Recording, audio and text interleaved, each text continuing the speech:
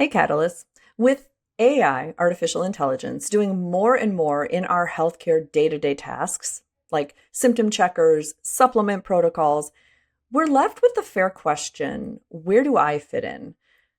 What can I do that AI can't? And that's very important because patients come for authenticity. They want that connection. They want to feel safe, seen, and heard. And so this episode is helping you define that, finding new ways that you can weave this humanity into your practice that will have some AI enhancement to it. It's inevitable. But your chance to create a unique experience is here. So let's unpack that together and color outside the lines so your patients have a wonderful experience in your care. Welcome to The Catalyst Way, the podcast for women clinicians ready to clear the chaos and create space to flourish. I'm Dr. Lara Salyer, a former burned out family practice doctor turned mentor, author, and professional calendar whisperer. I help women in medicine reclaim time, trust their intuition, and build practices that actually fit their lives. Each week, you'll get practical tools, creative strategies, and tiny shifts that help you color outside the lines and paint a work-life masterpiece of authentic, aligned joy. This episode is inspired by my daughter's 20th birthday morning, but it actually begins 8 years prior when I opened up a functional medicine membership practice in my small town in Wisconsin, serving patients from Illinois and Wisconsin.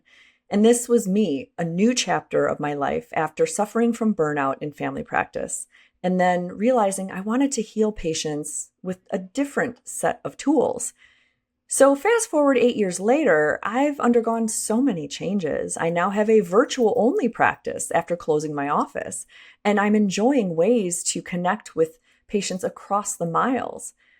But there's also this desire to continue serving them with authentic, heartfelt medicine that only I can deliver. And on the morning of the 20th birthday of my second born child, she walked outside and we saw beautiful chalkwork on our driveway that said, "Happy birthday, you are loved," lots of hearts and smiley faces. And this is the result of another change in my life that happened a year ago where I separated from my husband and I moved into a different home. A very scary change, and one that I met with respect and grace, taking it one step at a time, just like I did when I opened my practice for functional medicine. Sometimes you don't know the staircase and where it leads, but you take your flashlight and you just go one step at a time. And when I moved in last fall, I had no idea that I unknowingly moved right behind my daughter's favorite dance coach from high school. Now, my daughter was now in college, but she remembers this backyard and remembers babysitting their kids. And that was just such a wonderful alignment of the magic of the universe unfolding. So since then, I've gotten to know their family and the way that this wonderful human shares her love is through chalk drawings. So she gifted my daughter chalk drawings on our driveway, as well as some of her favorite treats. And it was a great reminder of how humanity is so important and key in any relationship. It's how we show up. How do we express our authenticity? Because we are all walking around doling out doses of medicine in the way that we love people or the way that we show up or the way that we make someone laugh. All of this is medicinal.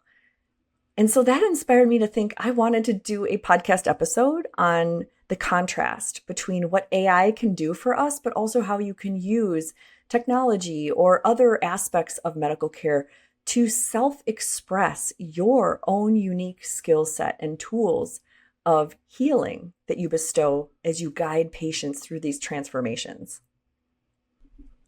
In my day-to-day, I coach women, physicians, nurse practitioners, PAs in building their ideal work-life masterpiece. We go through a curriculum and we support each other, and it's like this awesome little girl gang. I love working with these brilliant women. It's a cozy tribe where we learn how to create a membership model, group visits, we talk about marketing, we do all these things. And of course, AI is front and center. We have explored this together as People have come in and out of our Catalyst Studio mentorship. And it's fun to see how we all embrace AI differently. I mean, there's those of us that were early adopters, downloading ChatGPT when it first launched and asking it everything under the sun, from how do you saute the best vegetables and Indian spices to, what is the best way to write an SOP for my assistant. And then there's others that were a little more cautious, and rightly so. Generative AI is kind of scary. And we yet don't know the limits, but we're starting to see the safety concerns. The fact that it uses a lot of water, the fact that it hallucinates, the fact that nothing is protected. When you are asking it a question, it now has all of your knowledge. So there are reasons to be cautious. And we talk about this often in our masterminds. We know that AI can do a lot of things well. It can compile data. It can give you good visuals of that data. It can analyze lab trends. It can create health summaries. Many of our catalysts inside our studio use Freed AI or Heidi Health to do their SOAP notes, and it works very well. We use Zoom transcripts that are automated by AI to help our masterminds have more cohesion and easy searchability. I don't think there's one person that doesn't use a form of AI, and they may not even know it. Your Google Drive has AI. Even a Google search will give you an AI summary. And I think this is great because we can write protocols, faster than we think now with AI.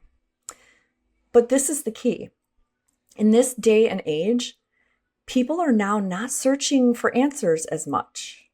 8 years ago, when I started functional medicine in a small town in Wisconsin, I had the task of educating my citizens, my community, my friends and neighbors, what exactly is functional medicine, so that they could understand where I would fit in their healing plan. Well, now they can find answers that are pretty robust just by asking ChatGPT. You can ask ChatGPT what dose of vitamin D might be good for you and get semi-decent results, and they can find research to back up their opinions. But you don't have that medical professional that's double checking it, right? But I'd venture to say 85% of the time, it's pretty decent. So in this day and age, people are less likely wanting answers from you. What they're seeking is accountability and authenticity and that unique connection that you give.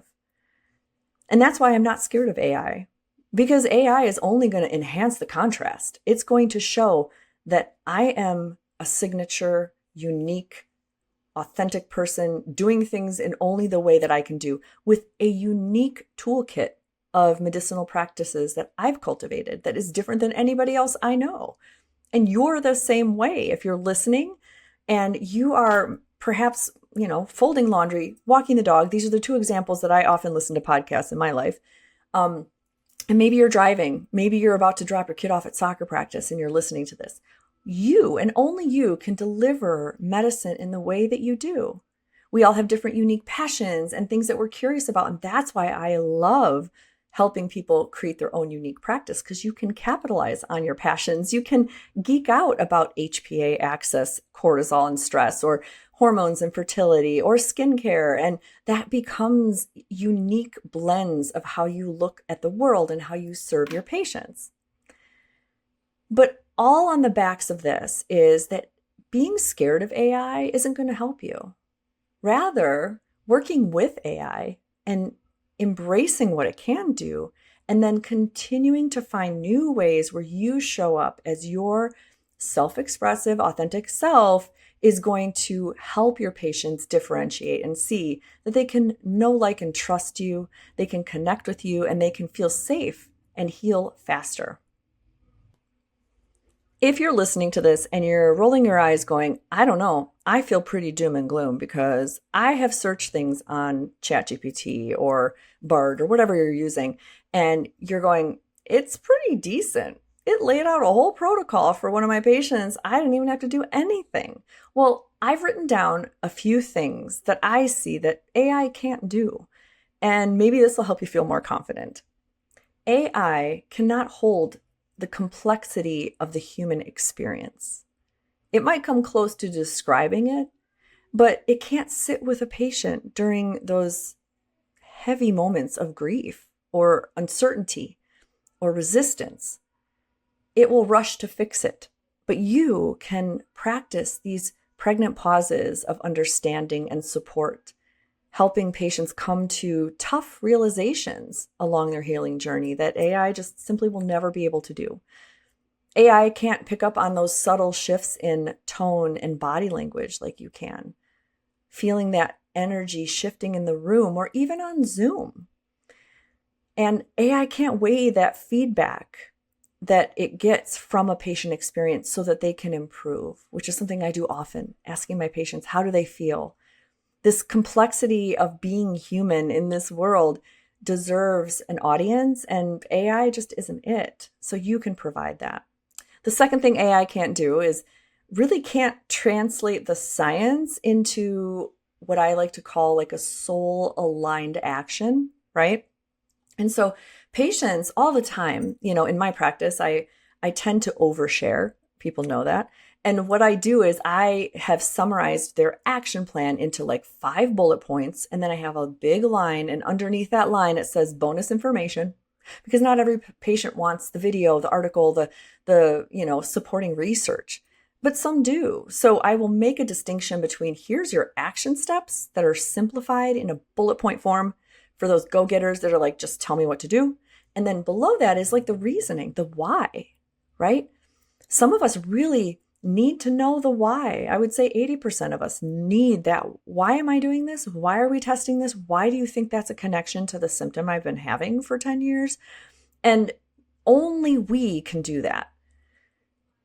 When patients or people search the AI algorithm, whatever AI they're choosing, the output is only as good as the questions that they ask it. And patients haven't gone to medical school or nursing school or PA school. They don't know in the recesses of their minds like you and I do, how something could actually be connected to something else with 10 points of separation.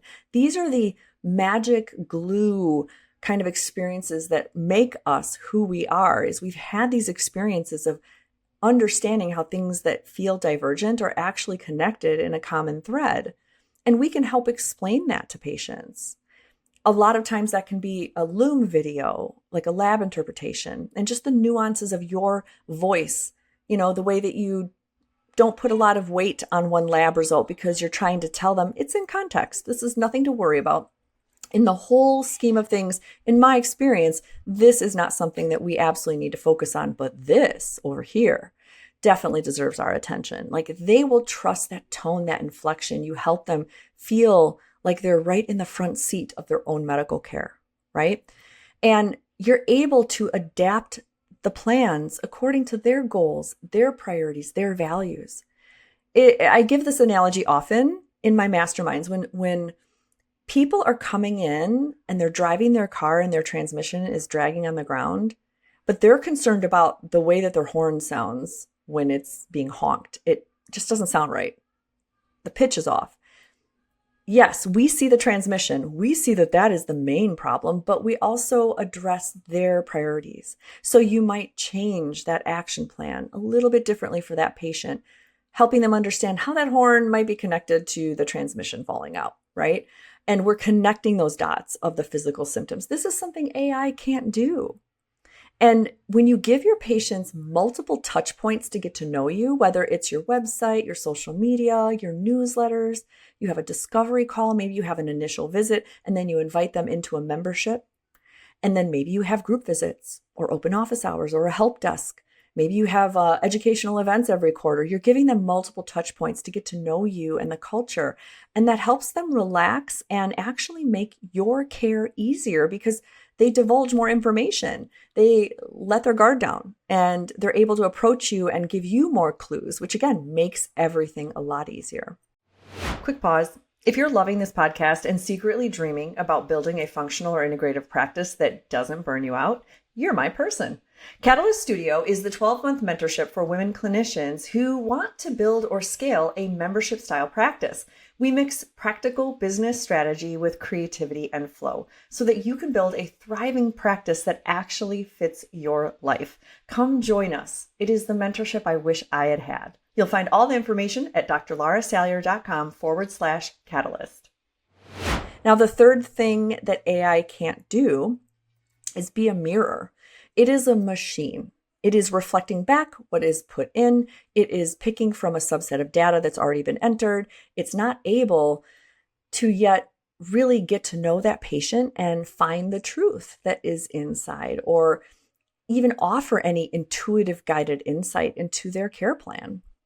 The more patients that I see, and I specialize in women that are high stress, overworked, usually moms in the perimenopausal era, when things are kind of sandwiched between the kids and the ailing parents, and we help them find that groundedness and confidence in aging. But oftentimes that can be difficult because there's so many things to do, and sometimes the data, even in functional medicine, doesn't quite grasp why they're still having symptoms. So we have to go deeper into limbic system retraining, into more intuitive practices, energy work. And this is where AI just cannot hold a candle. AI will never show up as a real person. It's only operating on an algorithm. And you have that intuitive guide where you know how to layer in treatments and how to adapt. And even if you have tasks in your daily life, in your medical practice that you use AI for, I think that's fantastic. Utilize that. But I'm about to talk about some ways that you can bring some humanity back into your practice that makes people feel comfy, cozy, seen, and heard. Okay, here are 4 ways that you can make your authenticity and humanness very obvious in your practice. I have my notes here. So first, slow down the start. We tend to jump in. We're all excited. We want to look at their case. We want to review their questionnaire. We want to map out everything and talk about antecedents and triggers. And this is especially if you're a functional integrated practitioner. Even DPC models, you're really trying to get to know the patient, jumpstart, get them in, solve everything, lay out their plan. Get curious first. Pause. Give opportunities in your onboarding experience that allows them to explore. And what I mean by that is you can set up your discovery call, and then in your email nurturing, you can offer a peek behind the scenes, a short Loom video that introduces yourself with your face and your smile, or a little tour of your office. If you have a brick and mortar, and just kind of a behind the scenes look. People love that. It helps them see where they're headed and understand you as a person as well. And in the first 5 minutes of your visit, I know I have to watch myself. I tend to have an agenda because, we're in healthcare and it's like beat the clock. So I'm usually like, all right, let's go over your anchor goals. How are you doing with your sleep? How are you doing with it? And I start jumping in. So the way that I've learned to bring my humanity back is I look at the clock and I go, okay, the first 3 minutes I want to be about connection. And so I look at them in the eyes, if it's on Zoom, in the lens, or if they're in person, I would calm my body. I would take a deep breath and I would just pause and I would speak slower. And it felt odd because I'm obviously a pretty fast talker, but it really brought that presence back into the room of humanity. So the first step is to slow down. Elongate those pauses, allow them to talk, and take deep breaths and regulate that nervous system to invite them to come forward. And that is definitely a human connection. Okay, the second thing that you can do that is not AI driven is ask questions that AI can't. I love questions. Oh my gosh, curious questions. There's so many books about asking questions. I think it's just a fun thing to poke at the human sitting across from you or in your Zoom room, because we're all a fantastic story woven together of traumas and victories and personalities and genetics and epigenetics. And so there isn't ever a question that won't be a good one to ask. Okay, maybe there are some questions that are not fit for human ears, but I digress. Here are some of my favorite questions that I like to ask. What does healing look like to you? And that's just another way to reframe, what is your goal? Why are you here to see me? But it goes back to anchoring goals. And in a functional integrative practice, we can rely on data, but oftentimes it's not going to be the leading metric. It will be a lagging metric of all the interventions that we give. So I like to center it on their feeling of what it would look like to be different than when they are today. And I use art. I have them draw a picture of what they will be doing or looking like, a year from now after we work together. And it just helps us anchor that conversation and focus on what is most important to them. I also love to ask things in a roundabout way as if they can step out of themselves and look at their body in a different way. For example, I'll say things like, if your body could talk, what part of your body right now would be the loudest, right? Some of these ways of reframing our typical questions can be a fun and whimsical way to feel human again and connect in a way that doesn't feel so checklist and data driven. And the last two ones I like to ask are, what brings you joy, or what would you like to do on a free Saturday? I feel like that gives me an idea of their hobbies and the way they like to play, which is really important to me. A measure of health is how much we play and how much we create as a society. And the last question I like to ask is, where do you prioritize things in your calendar? And this is less about time management, more about what is important to you. Do you put your work first and then your kids' activities in there? Or are you making sure you're adding in your own, gym time or your hobbies? How do you take care of yourself? So the third thing that AI cannot do that you can is build a sensory experience. Now, before you're going to jump at me saying, but I have a virtual practice, I promise you can do this even with a virtual practice. Yes, in a brick and mortar, you can use all five senses. And if you want to go back to a previous episode from my podcast, because you have a brick and mortar, you can hear all the ways that I created a waiting room experience that had all five senses and really enveloped them in comfort and safety. And that is absolutely awesome. But now that I'm virtual, I can't rely on that. So I have been weaving in ways of authenticity and humanness in the experience that they navigate through. And I've already mentioned a few in this episode. I have an opportunity for them to look at the tour of my services. Before they meet me on the discovery call that I call a strategy session, they're able to get a video and meet me and look at what's expected and all the ways that their health can change. I like to have these soft touches where they can have opportunities to click and learn more on their own accord. It's not forced, it's optional. It helps them take those steps. The other thing I love doing is I send care packages. I've been doing that ever since I opened. Every patient gets a personal care package from me. It includes my favorite teas. It includes paper and a folder and, papers that I specifically put in there for their case.